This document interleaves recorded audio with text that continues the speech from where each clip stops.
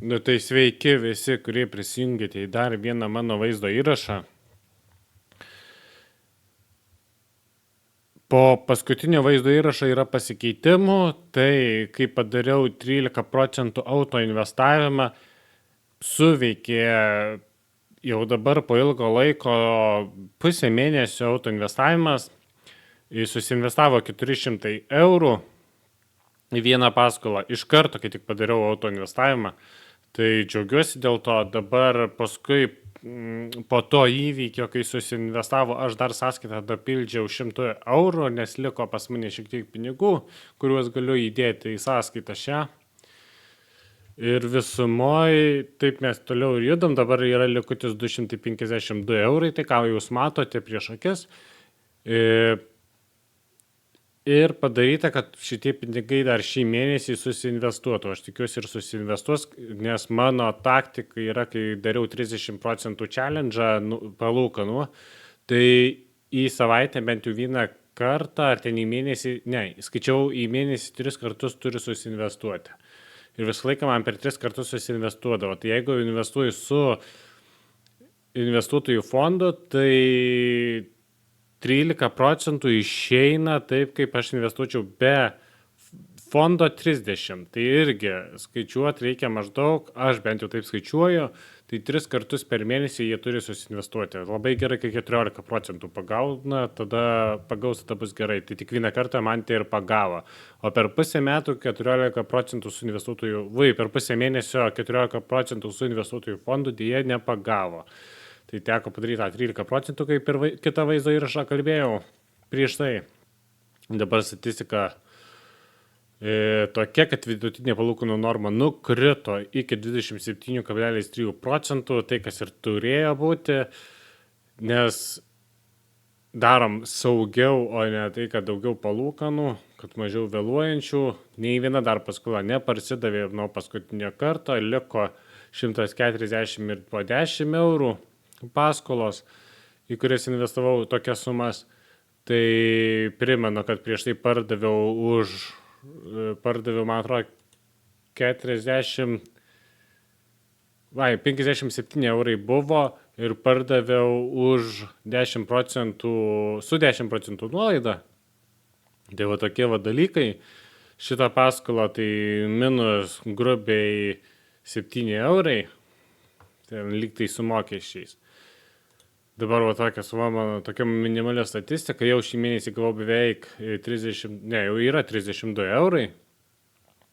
Turėčiau gauti dar truputėlį keliais eurais daugiau. Taip, man dar liko mokėti šį mėnesį 39 eurai. Tai iš šitų dar keli eurai bus man palūkanų. Tai va. Tokia mano minimali statistika, galite peržiūrėti tai, kokia pas mane statistika, jeigu jums aktuali. Palyginti kaip visą laiką pagal savo.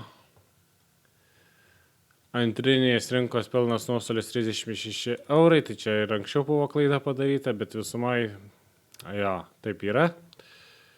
Kai prisipirki ir nežinai, ko prisipirki. Tai va tokia va statistika ir dabar pažiūrėjau, į ką man investavo 400 eurų. Einam į naujesnę svetainę, labai keista spaudinėti, bet yra vienoje kitoj privalumų svetainė ir kitoj privalumų. Tai naujesniai pažiūrom dabar, į ką man susinvestavo 13% su investuotojų fondu. Įdėjau 400 į šitą, terminas 43 mėnesiai, o paskolos suma ėmė 1500. Tai jeigu investuočiau be investuotojų fondo, čia išeitų 30% metinių palūkanų ir daugiau. Ėmė vyras, 21 metų, stažas 3 metai su tėvais. Nėra didelė suma, tai beveik garantuotas, kad irgi gražins.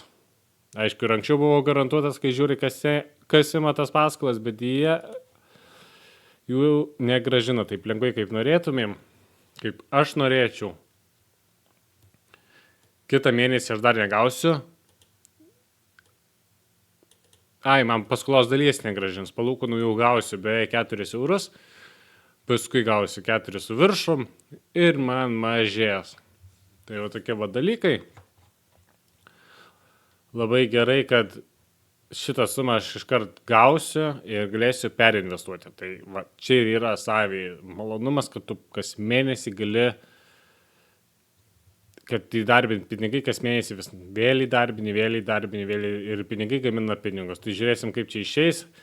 Žmogišką sąskaitą, manau, daug kas gali įdėti po 50, po 100 eurų, tai čia tiem žmonėm, kurie galvoja, kad nieko negaliu uždirbti, įdėdamas tiek, tai aš jau šiais metais uždirbu 225 eurus. Neskaitant, kad man dar porą paskolų negrąžina, bet aš jas parduočiau, kad ir tai parduočiau su 100% procentų nuolaida, kas čia nesąmonė būtų. Tai ir tai būčiau uždirbęs 30 eurų. Iš oro. Galima sakyti, beveik nieko nedaręs. Ir dar prisiminkim, kad 500 eurų yra neapmokestinama, tai tu gali daryti iki 500 eurų net nesut galvos apie mokesčius. Tik nuo 500 eurų tau skaičiuojasi mokesčiai. Tai toks mano portfelis, dabar 27% pagal mano greitų metu.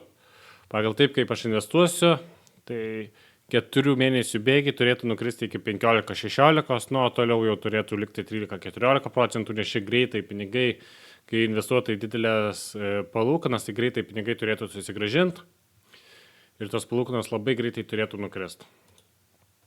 Dar dadėsiu viskas kartą tos pinigus, tai ką galvau nedadėt, bet situacija pasikeitė, tai dar dadedu. Tai jau tokia mano statistika. Ačiū, kad žiūrėjote. Jeigu kam aktualu, kas komentuokite, parašykite, bandysim žiūrėti, kalbėtis.